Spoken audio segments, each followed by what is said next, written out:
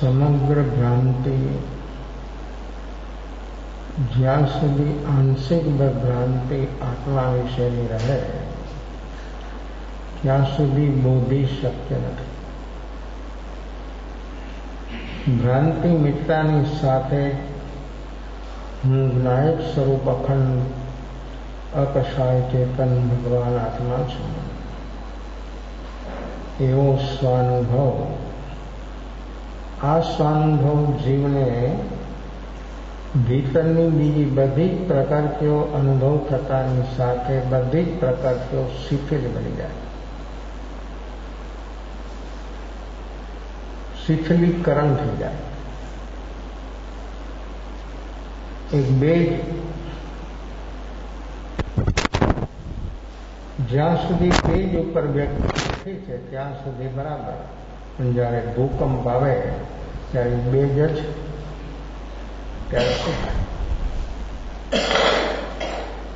ત્યારે વ્યક્તિ બેઠી હોય, સૂતી હોય, ગમે તે જગ્યાએ આખી જમીન જ,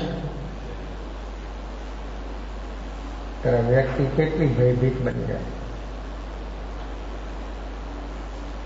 ગમે તે વ્યક્તિ હોય પણ જ્યાં જમીન હલવા માંડે તો એની અંદરમાં એ પણ હલવા માંડી જાય અને વ્યક્તિની અવસ્થા કેવી બની જાય. કેટલો ભયભીત વ્યક્તિ બને. એમ જ્યારે મિથ્યાત્વનું બેજ ચાલ્યું જાય ત્યારે સંસાર હલવા મળી જાય, રાગ દ્વેષ ખતમ થવા મળી જાય, ઉપસંગ સંયોક્ષમ ભાવનું એવું બળ પ્રગટે અને જીવ શાયિક ભાવમાં પહોંચી જાય. આવો શાયિક ભાવ નિજ સ્વભાવનો જે શાયિક ભાવ છે એ શાયિક ભાવની જે અવસ્થા છે એટલી બધી અદ્ભુત અને અપૂર્વ છે કે શાયિક ભાવ પ્રગટ થતા જીવ સ્થિર થઈ જાય, અડોલ બની જાય. એવી એની અંદરમાં એક સ્થિરતા આવે છે, સ્વરૂપની સ્થિરતા. પૂતગલ તો હંમેશને માટે એના સ્વભાવ પ્રમાણે સડન પડન વિધ્વંસ રૂપ અવસ્થા એની હંમેશને માટે ચાલી જ રહી છે. પૂતગલ કદી સ્થિર ન રહી શકે. પૂતગલ ગમે ત્યાં ગમે તેવું બનાવ્યું હોય મકાન, પણ એ પણ સમય જતા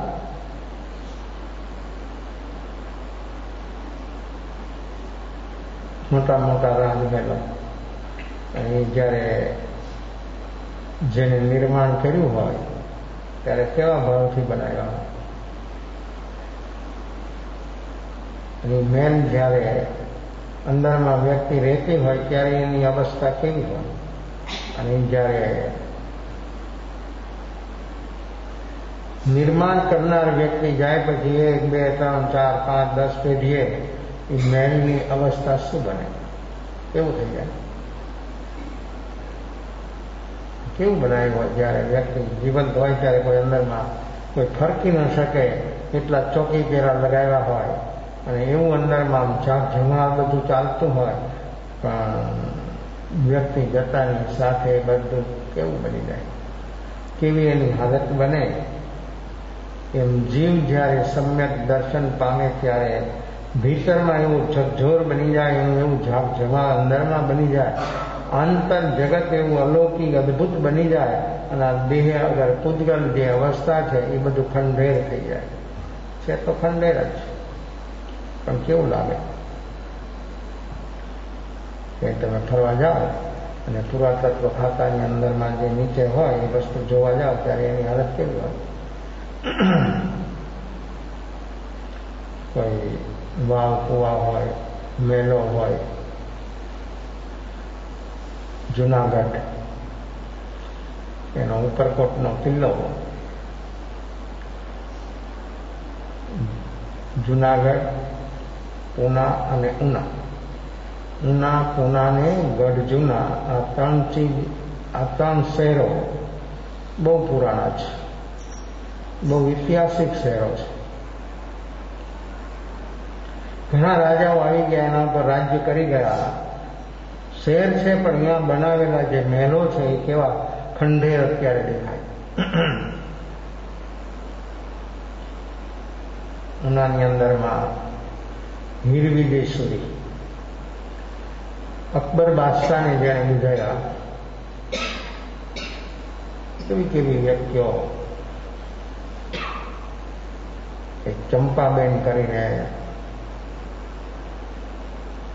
108 ઉપવાસ ગયા.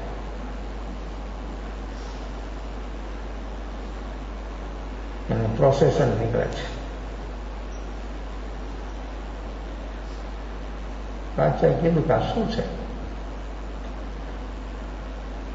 તો જૈનના કોઈ બેન છે, એને આવી જબરજસ્ત એક તપસ્યા કરી છે, એનું આ પ્રોસેસન છે. મોમેન્ડન લોકો રોજા કરે, દિવસ ના ખાય, પણ દિવસ જેવો અસ્ત થાય એટલે બધું એનું ચાલુ થઈ જાય ખાવા.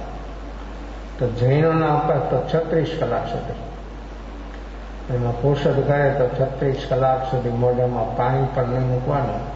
આ કેવી કઠોરતમ તપસ્યાઓ! આ બી તપસ્યા એ વ્યક્તિએ કરી, એનું આ પ્રોસેસર છે. તો કે આટલા દિવસ સુધી માણસ ખાલી પાણી ઉપર રહી ન શકે, એની બધી પરીક્ષાઓ કરે છે. પછી બાઈને પૂછે છે અકબર બાદશાહ કે તું આ કોના, બધે બે જ આવવાનું, કોની શ્રદ્ધાથી તું આ કામ કરે છે? કે અમારા ગુરુદેવ છે હીરવિદેશ્વરી, એની શ્રદ્ધાથી હું આ કામ કરું છું, એની કૃપા છે અમારી ઉપર, અને એનાથી આ અમારી આ તપ સાધના ચાલી રહી છે. હીરવિદેશ્વરી ક્યાં છે? કે તો ગુજરાતમાં છે. અકબર બાદશાહને એમ થયું કે હીરવિદેશ્વરીને હું અહીં બોલાવું, એટલે ખત લખે છે એને લખેલો, અકબર બાદશાહે લખેલો જે ખત છે એ કોબાની અંદરમાં વર્ધમાન કેન્દ્ર બનાવેલું છે, એની અંદરમાં એ જોવા મળે છે. વાંસની ભૂંગળીમાં નાખી અને એ પેક કરી અને માણસને મોકલે છે. દિલ્હીથી ગુજરાત માણસ આવે છે, હીરવિદેશ્વરી ગુજરાતમાં અમદાવાદમાં બિરાજતા હતા, આપે છે, વાંચે છે. તો કે ભાઈ અમે તો મુનિ છે, અમે કાંઈ અહીંયા રાજા બોલાવીને માની શકીએ? અમારે કઈ હાથી ઘોડા પાલખી, અમે તો પાયદલ ચાલીએ છીએ. જઈને વાત કરે છે બાદશાહ, તો એ તો પાયદલ ચાલીને આવે, આ બધું કાંઈ એને જરૂર ન રહે, એનો ઉપયોગ ન કરે. ઓર એને એમ લાગે કે આટલું બધું ત્યાગ.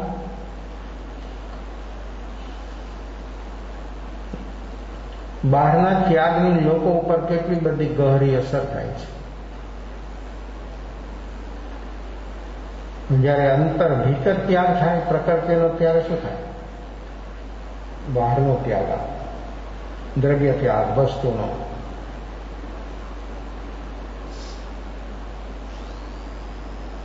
અભ્યંતર ભીતરમાં જયારે આ નેગેટિવ પ્રકૃતિઓ જે આપણી અંદરમાં આ ક્રોધ, માન, માયા, લોભ, મિથ્યાત્વ, ભ્રાંતિ જે ભીતરમાં છે, એનો જયારે ત્યાગ થઈ જાય ત્યારે શું થાય? એનું કેવું બને? કેવી એની અવસ્થા બની જાય? ત્યારે જીવાત્મા મટી જાય, પરમાત્મા બની જાય. બહારનો ત્યાગ છે શરીર અને મનને ઠીક બનાવે, ભીતરનો ત્યાગ છે એ આત્માને પરમાત્મા બનાવી દે. આ પ્રકૃતિનો ત્યાગ એ ત્યાગ દ્રવ્ય ત્યાગ છે, બહારનો વસ્તુનો. ભીતરમાં ત્યાગ છે આ પ્રકૃતિઓનો. એ પ્રકૃતિઓનો ત્યાગ કરવા માટે બહારનો ત્યાગ સાધનરૂપ છે, સાધ્યરૂપ નથી. 12 પ્રકારનો તપ એ સાધન છે. દેશવીરતી, સર્વવીરતી એ સાધન છે. સાધ્ય સુધી પહોંચવા માટે સાધનનો ઉપયોગ કરે અને સાધનમાં સાવધાની જો વ્યક્તિની બરાબર બની રહે તો જરૂર વ્યક્તિ સાધનના માધ્યમ દ્વારા સિદ્ધિ સુધી પહોંચી શકે. બીજી વાર માણસ આવે છે, કોઈ પણ ઉપાય આપ દિલ્હીમાં પધારો, બાદશાહ આપનો ઇંતજારી કરે છે. ચતુર્માસ પૂર્ણ થાય છે અને હીરવિજય સૂર્ય વિહાર કરે છે. જે વિહારના રૂટમાં ગામ આવતા અહીંયા બાદશાહનું ફરમાન છે કે એમને જે જોઈએ સગવડ સુવિધા બધી દરેક ગામોની અંદરમાં કે ભાઈ અમારે કોઈ સુવિધા સગવડની અમને તમારી કોઈ જરૂરત નથી, અમે તો જ્યાં જઈએ અમારે બધી સુવિધા સગવડો સહજ બની જાય છે. જો જે સ્વાધીન જીવે છે, સ્વતંત્ર જીવે છે, શિકારથી જે જીવે છે એને કોઈ તકલીફ થતી જ નથી. અને સામાન્ય તકલીફ આવે તો એને તકલીફરૂપ લાગતી નથી. જ્યાં શિકાર ભાવ હોય ત્યાં તકલીફ આવતી નથી ને આવે તો એને તકલીફ દેખાતી નથી. પણ જેનો શિકાર ભાવ ન હોય એને હંમેશા માટે કદમ કદમ ઉપર ગમે એવી સુવિધા સગવડો હોય તો પણ એને તકલીફ જ લાગે. આ બધી તકલીફો કોણ ઊભી કરે? ભીતરની પ્રકૃતિઓ. ભીતરમાં રહેલી આ બધી પ્રકૃતિઓ વ્યક્તિને અનેક પ્રકારની વિષમતાઓ ઊભી કરે. 6 મહિને હીરવિજય સૂર્યજી દિલ્હી નજીક પહોંચે છે, ખબર આપે છે. બાદશાહ એટલો બધો ઉત્સાહ એની અંદર, એટલો ઉત્સાહ, આખું દિલ્હી હીરવિજય સુધીને ખબર થાય છે કે ભાઈ એવું અમારે કાંઈ અમારા સામૈયા માટે કાંઈ એવી દિલ્હી શહેરને શોભાયમાન બનાવવાની જરૂર નથી, અમને કોઈ જરૂર નથી, અમે તો એમનામ જ દિલ્હીમાં ગમે ત્યારે પ્રવેશ થઈ જશે અમારો. પણ બાદશાહનો ઉત્સાહ એટલો બધો ઉત્સાહ છે કે આવા ત્યાગ, આવા જ્ઞાની, આવા વૈરાગી, કારણ કે એના ત્યાગ વિશેની વાત જે એના ચંપાબેને કરી એ વાત એના હૃદયની અંદરમાં એવી આરપાર ઉતરી ગઈ. બાદશાહ ખુદ હીરવિજય સૂર્યના સ્વાગતમાં સામેલ થાય છે. બાદશાહ સામેલ થાય તો પછી પબ્લિકનું તો સહજ આવી જાય. બાદશાહ ખૂબ ભાવવાળી બને. મુસલમાન રાજા તો પણ એને એમ છે કે આમની પાસે જ્ઞાન છે, જ્ઞાનનો લાભ લેવો છે. કેવું જ્ઞાન છે એની પાસે? પ્રવચન તો ચાલતું હતું એમનું, પણ પ્રાઇવેટમાં રાજા કે મારે આપનો લાભ લેવો છે. તો હીરવિજય સૂર્ય પાસે કલાકો ભરી પ્રશ્નો કરે અને એમના જવાબો, એટલો એને સંતોષ થયો, એવો સંતોષ થયો, એટલો રાજા ખુશ થઈ ગયો. ત્યારે એને નક્કી થયું કે આ ચંપાબેને જે આની શ્રદ્ધાથી જે આ સાધના કરી છે બરાબર છે. હીરવિજય સૂર્યને બાદશાહ અકબર કહે છે, આપ માગો, આપ જે બોલો હું આપું.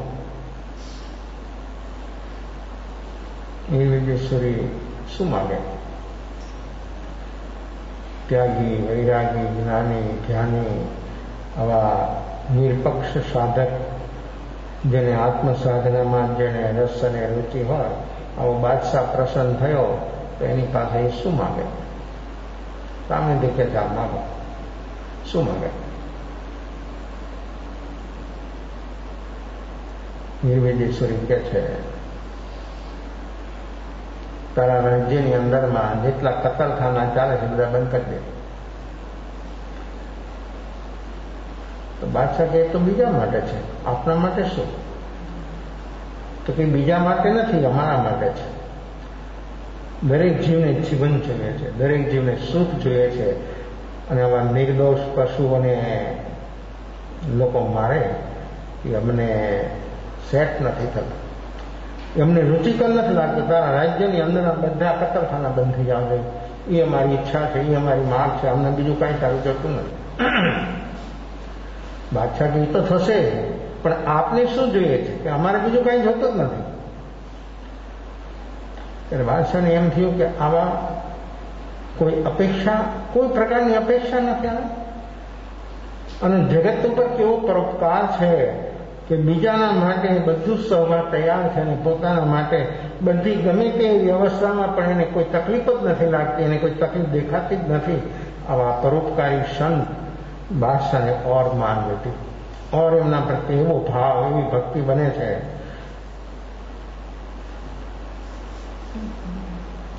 છ મહિના સુધી કન્ટિન્યુઅસ બાદશાહ નિર્વિદેશ્વરીનો લાભ લે છે. અને જ્યારે દિલ્હી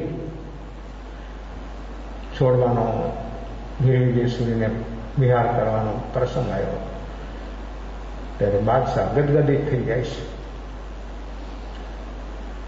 આપણી પાસે આવું જ્ઞાન, આવી સાધના, હું આપણા સંપર્કમાં 6 મહિનાથી છું અને આપે જે જીવનમાં પ્રાપ્ત કર્યું છે તો હું જોતો જ રહી જાઉં છું. આવી ચીજો આપણી પાસે છે. આ મને સત્સંગ કાયમ માટે મળે એવી મારી પર આપ કૃપા કરો. તો કે ભાઈ અમારો તો નિયમ છે, અમે જ્યાં સુધી સ્વસ્થ હોઈએ ત્યાં સુધી એક જગાએ અમે રહી નથી શકતા, અમે તો ગ્રામાનુગ્રામ વિહાર કરીએ. નિર્વિદેશ્વરી એમના પટ શિષ્ય એમને આજ્ઞા કરે છે કે અમે તો વિહાર કરીએ છીએ, પણ તમે અહીંયા બાદશાહને ખૂબ ખૂબ એના ભાવ છે એને લાભ લેવો છે તો એને ઓર સત્સંગનો લાભ આપવા માટે રોકાઓ. 6 મહિના નિર્વિદેશ્વરી ખુદ રોકાણા. અને જ્યારે એનો વિહારનો સમય આવ્યો ત્યારે બાદશાહ કહે છે, ઓર આપની શું ઈચ્છા? તો કે તું જીવનભર માંસાહારનો ત્યાગ કરી દે. આ શરીરને તું કબર ન બનાવ. બીજા જીવોને મારીને જે આપણા પેટમાં આપણે કઢાવીએ, આપણું શરીર, આપણું પેટ કબર બની જાય. કબરમાં ને કોણ દફનાવે? આ જીવવાના અભિલાષી જીવોને અકાળે તું મારી અને આ કામ કરે. નિર્વિદેશ્વરીનો પ્રભાવ જીવનભર બાદશાહ પણ માંસાહારનો ત્યાગ કરે. તેના રાજ્યની અંદરમાં ક્યાંય પણ હિંસા ન થાય. આવા બધા ભાવો એ નિર્વિદેશ્વરી ગ્રામાનુગ્રામ વિહાર કરતા કરતા ગુજરાત અને ગુજરાતથી ઠેઠ ઉના, સમુદ્ર કિનારે ઠેઠ ઉના, અને ઉનાની અંદરમાં નિર્વિદેશ્વરીજીનું પદાર્પણ. એ સમયનું ઉના અને એની જે અવસ્થા એ તો જ્યારે જોઈએ છે ત્યારે એની બધી પ્રયાસ હતો, એના મંદિરો, એમ લાગે કે એ સમયમાં આ શહેર કેવું હશે. પધાર્યા એનો ચતુર્માસ અને એનો જૈન જૈનેતરો એટલો એનો લાભ ઉઠાવ્યો, એટલો લાભ લીધો. શરીર પણ વ્રત થઈ ગયું હતું. અમુક સમય સુધી ત્યાં ફિરવાસ એમનો રહ્યો અને ત્યાં એમનું શરીર છૂટ્યું ઉનામાં. ગામની બાદ દિલ્હી બાદશાહનો એક મોટો જબરજસ્ત બાગ, એ બાગની અંદરમાં એમનો અગ્નિ સંસ્કાર. બાદશાહે બાગ આખો જૈનોને ભેટ આપી દીધો. ત્યાંના લોકો એમ બોલે છે કે જ્યારે નિર્વિદેશ્વરીજી જ્યાં હતા ત્યારે આ બાગની અંદરમાં કાયમના માટે આંબા પર કેરીઓ હોય. અને એમનું જ્યારે નિધન થયું ને એ બાગની અંદર અગ્નિ સંસ્કાર કર્યા ત્યારે આંબા પર મોર અને કેરીઓ આવી. એ કેરી ઠેક દિલ્હી પહોંચાડી ત્યારે બાદશાહને એમ થયું કે આહા, અકાળે બેમોસમી જેમ ફૂલ ખીલે એમ બાગની અંદરમાં આંબા પર આવી કેરી આવી. અને પોતે સામે આમ જોઈ શકે કે નિર્વિદેશ્વરીનું નિધન ઉનામાં થયું. એમનું સ્મારક પણ એ બાગની અંદરમાં છે.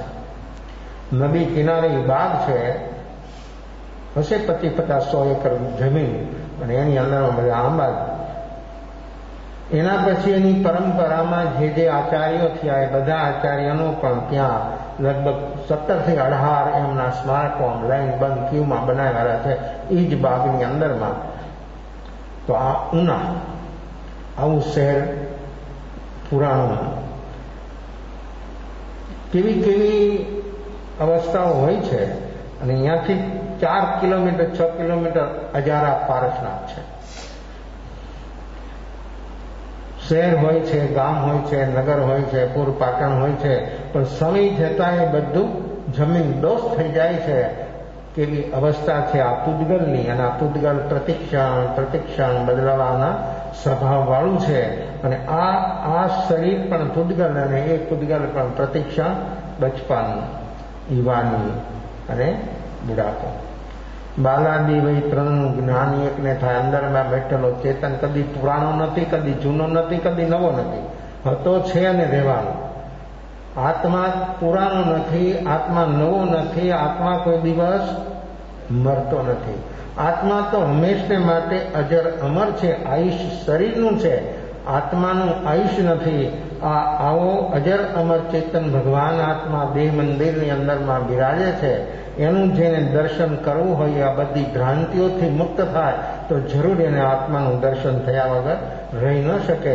તો આવું આત્મદર્શન કરવા માટે વ્યક્તિ જ્યારે તૈયાર બને છે ને ભીતરમાં જ્યારે એ ડૂબે ત્યારે કેવું એનું કામ થાય અને કેવી એની આત્માની એની કેવી અવસ્થાઓ બને. એમ જ જુનાગઢ અને એનો ઉપરકોટ એ કેટલો પુરાણ. કેટલા રાજાઓ આવી ગયા, રાજ્ય કરી ગયા. બોબી વંશ, છેલ્લે બોબી વંશ મોમેડિયન લગભગ 200 થી 250 વર્ષ જુનાગઢ ઉપર એને રાજ્ય કર્યું.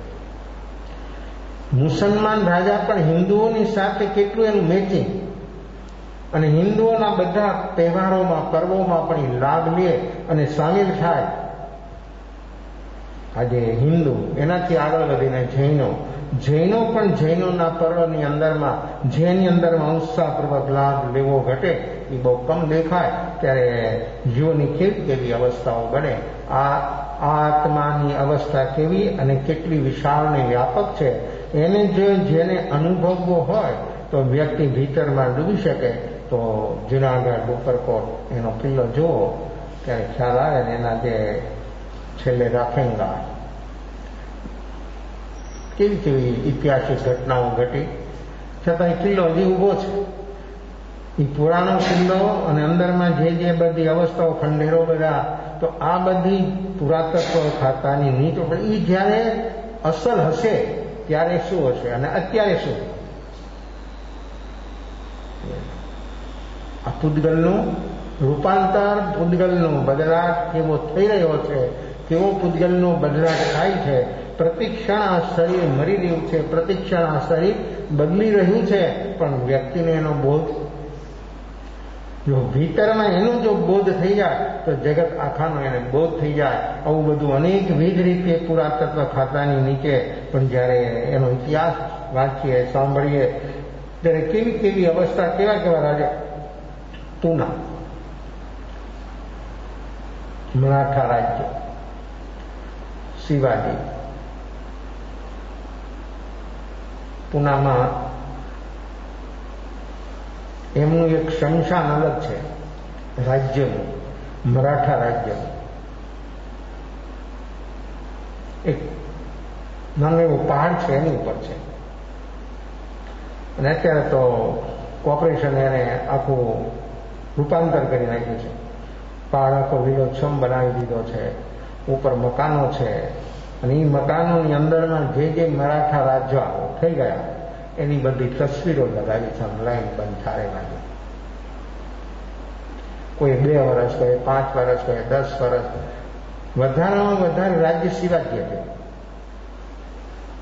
એના પછી એની પરંપરામાં જે રાજાઓ બધા થયા એ બધા રાજાઓ કે 2-5 વર્ષ, 10 વર્ષ તો બસ. આટલી નાની ઉંમરની અંદરમાં અદાવતથી જોઈ આ દેશ, આ પ્રકૃતિ શું કામ કરે, એની નીચે બધું લખેલું જન્મ અને અવસાન. તો આટલા વર્ષે એનું રાજ્ય થયું. દ્વેષભાવ કેવી ચીજ હોય છે. નજીક વ્યક્તિ હોય, નજીક વ્યક્તિ પ્રત્યે વધારે એનો દ્વેષ થાય. આ નિયમ છે. દૂરની વ્યક્તિ સાથે બહુ દ્વેષભાવ ન હોય. જેની સાથે હંમેશા માટે પ્રવૃત્તિમાં રહેવાનું હોય, જેની સાથે હંમેશા માટે કામ કરતું હોય, એવી વ્યક્તિઓની સાથે જીવને વધારેમાં વધારે રાગ દ્વેષની અવસ્થાઓ બને. અને દ્વેષની અવસ્થા, દ્વેષમાંથી જન્મે ક્રોધ અને માન, રાગમાંથી જન્મે માયા અને લોભ. આ દ્વેષ ભાવ જ્યારે જીવમાં પ્રગટે ત્યારે અંદરમાંથી જ્વાળાઓ નીકળે, ધુઆ નીકળે, લપટો નીકળે. દ્વેષ ભાવની અવસ્થા એટલી બધી વિપરીત છે કે વ્યક્તિની અંદરમાં એનું શારીરિક, માનસિક અને આધ્યાત્મિક તો નામું નિશાન ન હોય. આ રાગ દ્વેષના તરંગોની આકાશાઈ અવસ્થા જ્યારે પ્રબળ બને ત્યારે આધ્યાત્મિક ક્ષેત્ર તો 0.0 બની જાય. તન અને મન પણ શોષાઈ જાય, સુકાઈ જાય. અંદરના દ્વેષ ભાવથી આત્મા બિલકુલ ચીમળાઈ જાય. અને આર્ત રૌદ્ર ધ્યાન કેવા થાય? કર્મ કેટલું બને? આપણે એમ જાણીએ છીએ, આપણે માનીએ છીએ, આપણે સાંભળીએ છીએ, આપણે એમ કહીએ છીએ કર્મ રાગ દ્વેષથી થાય, છતાં આપણા અંદરમાંથી રાગ દ્વેષથી આપણે ઉપર કેમ નથી ઉઠતા? નો સાંભળે, નો માને એને જવા દો, એને છોડી દો. પણ રોજ સાંભળે, એ માને, એ વાંચે કે આ છોડવા જેવા છે, છતાં વ્યક્તિ એનાથી ઉપર ઉઠવાનો યત કિંચિત પણ પ્રયાસ કેમ? શું સમજવું? અને રાગ દ્વેષ કોઈ પણ વ્યક્તિ, કોઈ પણ ઘટનાથી એની અંદરમાં ઉભા થયા એટલે પોતાને તો પરેશાની 100% છે. 100% નુકસાની બધા જ પ્રકારની, એમાં કોઈ લાભ નહીં, કોઈ પ્રકારનું એની અંદરમાં વ્યક્તિને હંમેશા માટે. અને એ રાગ દ્વેષની અવસ્થા એ વ્યક્તિને જ્યાં સુધી એના અંદરમાં ચાલે, વ્યક્તિ પ્રત્યેનો દ્વેષ ભાવ, ત્યાં સુધી વ્યક્તિમાં કેવી મૂર્છિત અવસ્થા બને, ચેતન કેવું મૂર્છિત થઈ જાય. અને દ્વેષ ભાવથી પ્રગટેલું રૌદ્ર ધ્યાન, હિંસાના ભાવમાં દ્રવ્ય હિંસા અને ભાવ હિંસા કેવી? સામી વ્યક્તિની દ્વેષ ભાવથી વ્યક્તિ હિંસા કરી શકતી નથી, પણ હિંસાના ભાવ તો 100% થાય. પછી મજબૂરીથી, કાયદાના ભયથી વ્યક્તિ હિંસાથી અટકી જતી હોય, પણ ભાવ પ્રાણનું તો ક્ષણે ક્ષણે ખૂન થતું હોય, ત્યાં વ્યક્તિ શું કરે? આપણા અંદરમાં જાગરણ સાચી ભાવ કેમ પ્રગટતું નથી? પ્રયાસ થોડો ઘણો કોઈ કરતા હોય તો પણ એ કેમ બહાર આવતું નથી? થોડું તો ઓછું થવું જોઈએ ને, કેમ ઓછું નથી થતું? ઓનું બળ, ઓનું સાતત્ય, રાગ દ્વેષનું સાતત્ય કેટલું જબરજસ્ત છે. આ તો આવે તો થોડી ક્ષણો આવે, અને ઓલું તો સતત ચાલે, હંમેશા માટે, દિવસ રાત 24 ઘંટા ચાલે. એમાં વ્યક્તિ એનાથી બહાર કેમ આવે? અને જ્યાં સુધી બહાર નહીં આવે ત્યાં સુધી એનું કામ, એટલે કે આત્માનું કામ, મારું કામ કદી થવાનું કોઈ સંભાવના નથી. આવા રાગ દ્વેષ જનિત ભાવો, આ દ્વેષ ભાવથી વ્યક્તિની અંદરમાં કેવા પરિણામ થાય. અને કોઈ પણ પરિવાર હોય, કોઈ પણ વ્યક્તિ હોય, આવા દ્વેષ ભાવોની અંદરમાં આવતા વ્યક્તિને કોઈ પોતાની ખ્યાલ પોતાનો રહેતો જ નથી કે હું મારા મનની અંદરમાં આ દ્વેષ ભાવથી હું ક્યાં પહોંચી જાઉં છું, એનો એને ખ્યાલ જ ન આવે. અને એ દ્વેષ ભાવનો જ્યારે ગુણાકાર થાય ત્યારે માણસ બહારથી બીજાને ખૂન કરી જ નાખે, 100% કરી નાખે. તો એ મરાઠા રાજ્ય 2 વર્ષ, 5-5 વર્ષનું રાજ્ય, અને આમની તસવીરો જોઈ, આટલું જન્મ ને રાજ્ય, શું સમજવાનું? કેમ? અદાવતથી, દ્વેષ ભાવથી એકબીજાને કોઈ પણ ઉપાયથી વિષ આપે કે બીજા કોઈ ઉપાયથી એને ખતમ કરી નાખે પોતાને રાજ્ય પ્રાપ્ત કરવા માટે. આ બધી અવસ્થાઓ ચાલે છે જીવનમાં હંમેશા માટે, આજે નહીં, પરાપૂર્વથી. કારણ કે મનુષ્ય જ્યાં જ્યાં છે, જે ક્ષેત્રમાં, એટલે અહીંયા હિન્દુસ્તાનમાં જ આમ છે, અમેરિકા, ઇંગ્લેન્ડમાં આમ નથી, એમ નહીં સમજ. જીવ ગમે ત્યાં હોય, ગમે તે હાલતમાં અંદરમાં રાગ દ્વેષ સતત જીવમાં ચાલે છે. અને એનાથી જીવ માત્ર મૂર્છિત છે, એનાથી જીવ માત્ર દુઃખી છે. એ દુઃખના કારણોને હંમેશા માટે મજબૂત જ બનાવે છે. એમાંથી બહાર નીકળવું હોય તો આ સાધના છે. અને એ સાધના જીવનમાં જાગરણ, સાક્ષી ભાવ જ્યાં સુધી ન પ્રગટે ત્યાં સુધી વ્યક્તિ કદી આ કાર્ય, આત્માનું પોતાનું કાર્ય કદી થઈ શકે એવી કોઈ સંભાવના નથી. ઓલો સાધક હિમાલય કેટલો પુરાણો છે? અષ્ટાપદ પહાડ, એટલે ભગવાન ઋષભ આદિનાથ ભગવાનનો નિર્વાણ અષ્ટાપદ ઉપર થયો તો ઇતિહાસ એમ બોલે છે કે હિમાલય જે છે એ અષ્ટાપદ છે, કારણ કે બીજો અષ્ટાપદનું ક્યાંય અસ્તિત્વ દુનિયા પર પહાડ તરીકે અત્યારે ક્યાંય ભૌગોલિક દ્રષ્ટિથી જોવા મળતું નથી. તો એ અષ્ટાપદ કેટલો પુરાણો છે. હવે એ સમયે કેવી એની અવસ્થા હશે, અત્યારે એની અવસ્થા કેવી છે. જો આ બધું બદલે, પહાડ હોય તો બદલે, ગામ હોય તો બદલે, બધું બદલી જાય. બધું ભૂકંપ જ્યારે જબરજસ્ત આવે ત્યારે પહાડ જમીનમાં પેસી જાય, અને જ્યાં જમીન હોય ત્યાં પાણી આવી જાય, પાણી હોય ત્યાં થળ થઈ જાય. આવું બધું અનેક ઉલ્કાપાત જબરજસ્ત બની જાય. મોટા મોટા જ્વાળામુખી ફાટે, જો ચારે બાજુ પાણી હોય, સમુદ્રમાં જ્વાળામુખી હોય ત્યારે શું હોય, તો કેવું હોય. એ લાવા જ્યારે બહાર નીકળે ત્યારે માઇલો સુધી એના ધુમાઈની રાખ ઉડે, અને એની હીટ એટલી બધી હોય કિલોમીટર સુધી કે માણસ ત્યાં જઈ ન શકે નજીકમાં. ઉપર કોઈ પ્લેનો ન ઉડી શકે, આખો રસ્તાઓ બંધ કરી દે, નીચે ઉપર બધે આટલી બધી અંદરમાંથી હીટ, લાવા, અગ્નિ. તો જો જમીનમાં બધું છે ને, કિંમતીમાં કિંમતી જમીનમાં છે, અગ્નિ પણ, લાવારસ પણ. આ જ્વાળામુખી પહાડો કેટલા બધા છે દુનિયામાં. હવે જ્યારે ફાટે છે ત્યારે શું થાય છે, કેવી ખાના ખરાબી થાય છે. એમ આપણા અંદરમાં પણ જ્વાળામુખી છે. આ તો પહાડોમાં છે, દરેક વ્યક્તિમાં જ્વાળામુખી છે. એ જ્વાળામુખી ફાટે ત્યારે શું થાય, જેમ બહારમાં એ પહાડ ફાટે અને એમાં જ્વાળાઓ લપટો બહાર આવે ત્યારે કેટલું ને કેવું કેવું નુકસાન થાય, અને જીવો કેટલા બધા ખતમ થઈ જાય. માણસની અંદરમાં જ્વાળામુખી ફાટે ત્યારે શું થાય, ક્રોધ છે વ્યક્તિમાં, ક્રોધ પ્રકૃતિ એ જ્વાળામુખીથી પણ વિશેષ છે. અનંતાનુબંધી ક્રોધ અનંત સંસાર બનાવે, અનંત કાળથી જીવને જન્મ મરણની અંદરમાં રાઉન્ડ ફેરવે. આ જ્વાળામુખી, આ ક્રોધ કશાય અનંતાનુબંધીનો ક્રોધ ઉડા જ્વાળામુખીથી પણ ભયંકર ખતરનાક છે. લાગે છે કોઈ દી આપણને કે મારે એનાથી બહાર આવવું છે? અને બોધિ ન પ્રાપ્ત થાય ત્યાં સુધી દરેક વ્યક્તિની અંદરમાં આ પ્રકૃતિ છે. એટલે આમ 24 કલાક માણસ આગ બબૂલો રહેતો જ અનંતાનુબંધી કશાય હોય એમ નહીં સમજતા.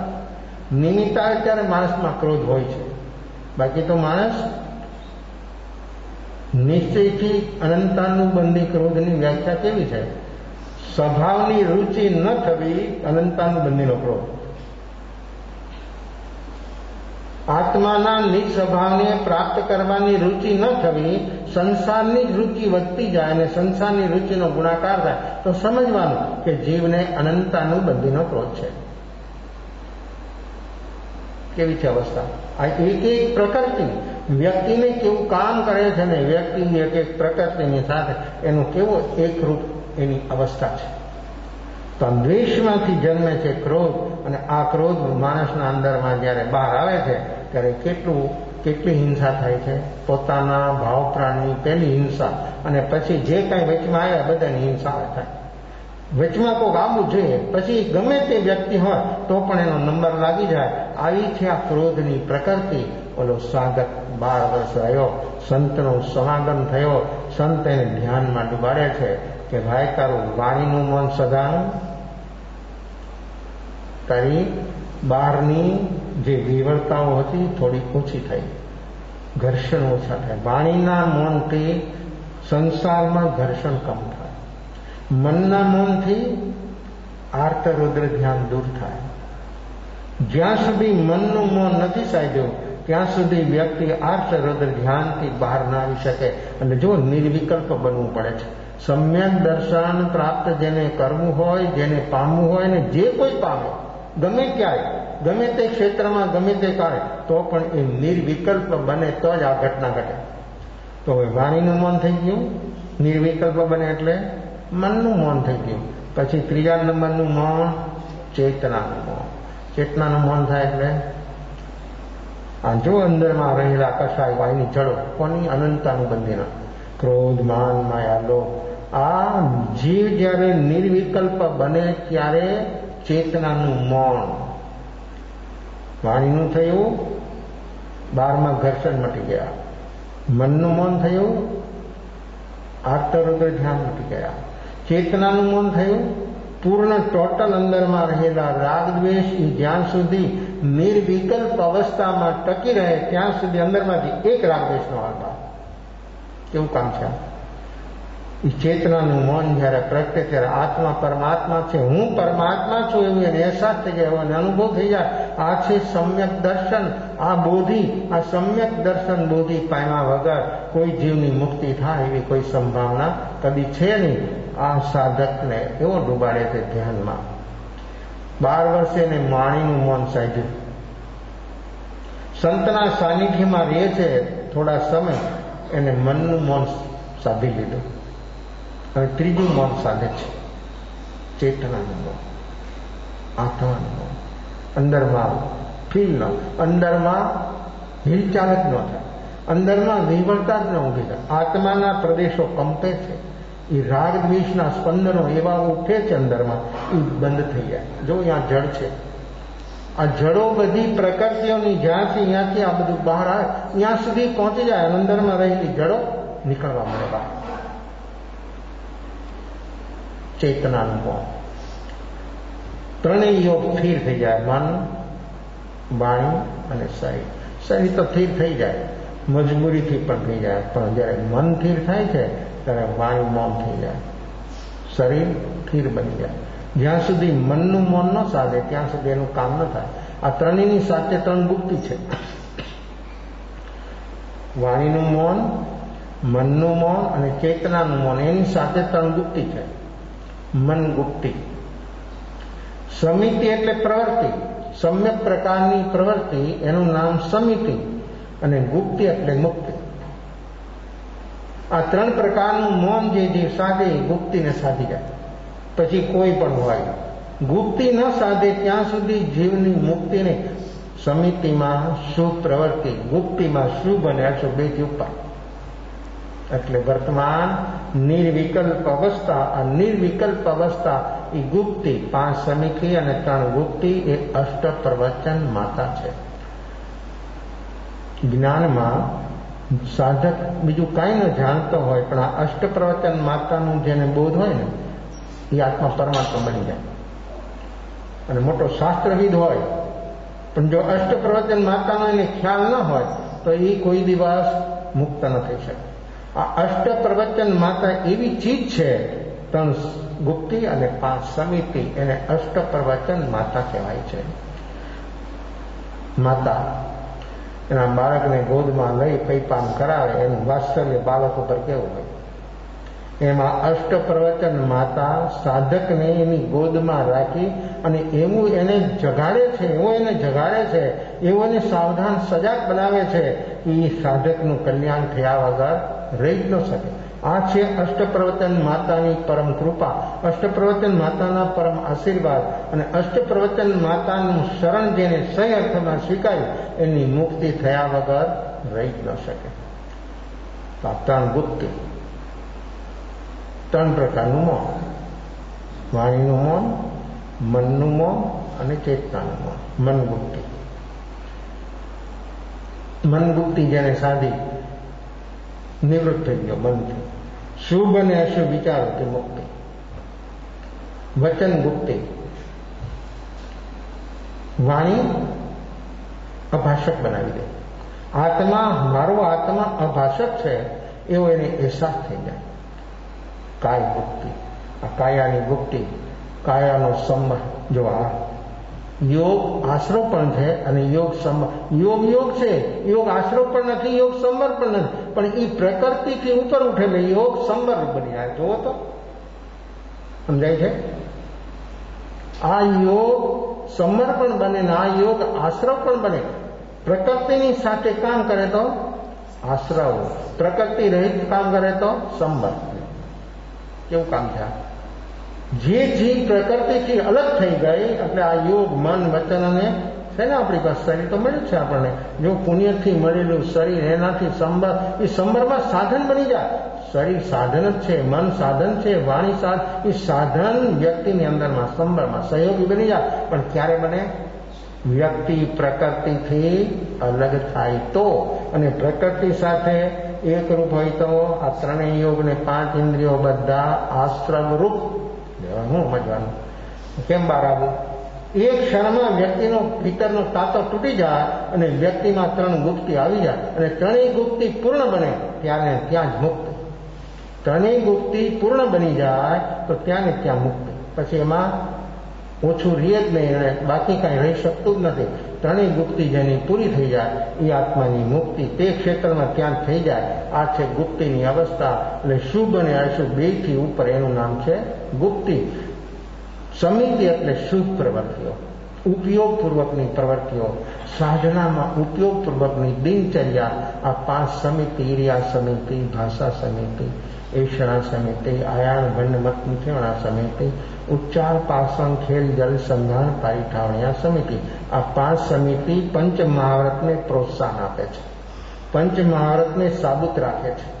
5 સમિતિ પંચ મહાવ્રતને સહયોગી છે. 3 ગુપ્તિ બધાથી મુક્તિ કરવા માટે છે તો 5 સમિતિને 3 ગુપ્તિ અને અષ્ટપ્રવચન માતા. અષ્ટપ્રવચન 9 પૂર્વનું જ્ઞાન નહીં, અષ્ટપ્રવચન માતાનું જ્ઞાન હોય તો મુક્તિ થઈ આવી છે આ અષ્ટપ્રવચન માતાની અવસ્થા. તો 3 ગુપ્તિ જે ઓલો સાધક ડૂબાડે છે અને ધ્યાનની પદ્ધતિ આપે છે અને ધ્યાનમાં ડૂબે છે. મન એને વાણીની ગુપ્તિ થઈ ગઈ હતી, મન ગુપ્તિની એની તૈયારી ચાલતી હતી. હવે એને ચેતના સુધી પહોંચવું છે. ચેતનાનું મૌન કેવું બને? ચેતનાનું મૌન બને અંદરમાંથી જે સ્ફુરાયમાન થાય, કંપન થાય, બંધ થઈ જાય. જેટલો જીવ, કોઈ પણ જીવ રાગ દ્વેષથી જેટલો અલગ થાય, રાગ દ્વેષથી જેટલો એટલે કે વર્તમાનમાં જીવે તો જ રાગ દ્વેષથી અલગ થાય. ભૂતભાવી તો રાગ દ્વેષયુક્ત જ છે. ભૂતભાવી તો રાગ દ્વેષથી જ ભૂતભાવી છે. રાગ દ્વેષ ન હોય તો એના માટે ભૂતભાવી નથી. આપણું કનેક્શન ભૂતભાવીમાં કોનાથી છે? શરીરથી નહીં, રાગ દ્વેષથી. તો રાગ દ્વેષ બધા જીવોમાં છે. એટલે રાગ દ્વેષ બધામાં છે એટલે દરેક જીવોને ભૂતભાવીનો આશ્રય હંમેશા માટે આવે. વર્તમાનમાં જીવે એટલે ભૂતભાવીમાંથી મુક્તિ. વર્તમાન નિર્વિકલ્પ. રાગ દ્વેષની ક્યુ કટ. વર્તમાનમાં જીવે એટલે મુક્તિ. મુક્ત થવાનું છે ભીતરથી, રાગ દ્વેષથી. અને આવી રાગ દ્વેષની મુક્તિ એ સહજ મુક્તિ છે. આવું કાર્ય મારું કરવાનું છે. ઓલા સાધકને ડૂબાડે છે ધ્યાનમાં અને એને વચન ગુપ્તિ, મન ગુપ્તિ. કેવી એની અવસ્થા? જ્યારે મન માણસનું જામી જાય, જો રસ રૂચિ હોય ને ત્યાં મન દરેકનું ઠીક થઈ જાય. આવું ચંચળ મન તો પણ ઠીક થઈ જાય. સ્થિર કરવું ન પડે. રસ હોય તો બાળક ગમે એટલું ચંચળ હોય ને, ગમે એવું, પણ એને રસ આવ્યો ને બેસી જાય. કોઈ પણ પ્રવૃત્તિ એને રસ આવી ગયો એ બેસી જાય. તમે એને ઉઠાડો ને હાથ જમી તો ન ઉઠે, અને તમે એને બેસાડવા માંગો હાથ પકડે નહીં બેસે, એની ચંચળતા. પણ જો રસ હોય ત્યાં દરેકનું મન સ્થિર થઈ જાય છે. ધ્યાન સાધના મનને સ્થિર કરવાની નથી, મનથી ઉપર ઉઠવાની સાધના છે.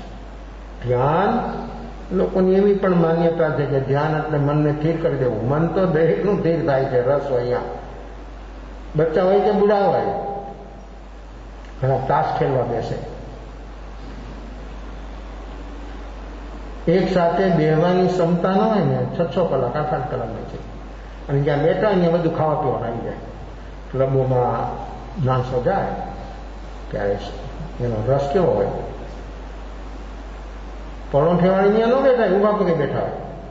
ત્યાં કંઈ આરામથી આમ પરોઠેવાળી બેઠા હોય એમ કંઈ તાશ ન ખેલાય. ઊભા પગે બેસે. એ કેમ બેસે? ઘરે આરામ ખુરશી ઉપર પણ એમ ન બેસી શકે, એટલો બધો માણસ ટેન્શનમાં હોય. અને ક્લબમાં 4 કલાક 6 કલાક એમના બેસી ગઈ. પણ અહીંયા એસી હોય પણ કેવી રીતે બેસે? આમ પરોઠેવાળી બેસે તો કંઈ રમતમાં મજા આવે? જો એને મજા લેવી છે ટેન્શનથી, જો ટેન્શન આમ કેવું છે, ટેન્શનને વધારવાનું, અને એમ કહે છે કે ટેન્શનથી મુક્ત થવા માટે અમે ક્લબમાં જઈએ. આ કેવી બધી બાલિશતા છે જીવોની! આ કેવી પ્રવૃત્તિઓ છે! તાશ ખેલે, પીવે, બધું થાય. પછી તો બધું અહીંયા બધું ચાલે, પણ માણસને જો રસ છે તો ત્યાં માણસ ઠીક થઈ જાય, એનું મનથી થઈ જાય. એમાં કાંઈ કહેવું જ ન પડે. તો દરેક વ્યક્તિને જે ક્ષેત્રમાં જ્યાં જ્યાં રુચિ રસ છે મન સ્થિર થઈ જાય.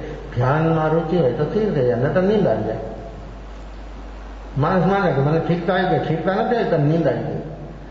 એવું તારામાં અંદરમાં હોશ, એવી લગન, એવી રુચિ જો હોય તો જરૂર તારું મન સ્થિર એનાથી ઉપર ઉઠી જાય. તો આ સાધના, ધ્યાન સાધના મન અને બુદ્ધિથી ઉપર ઉઠવા માટેની છે. એટલે મનનો સટપટાટ એટલા માટે છે, મન એટલા માટે બેસવા નથી દેતું કે એનું વર્ચસ્વ આવી જાય, એનું આખી અવસ્થા એની બદલી જાય. જો માણસ મનની ઉપર ઉઠી જાય તો મનની મહત્તા, મનની વિશેષતા, એનો આખો પ્રભાવ છે એ ખતમ થઈ જાય.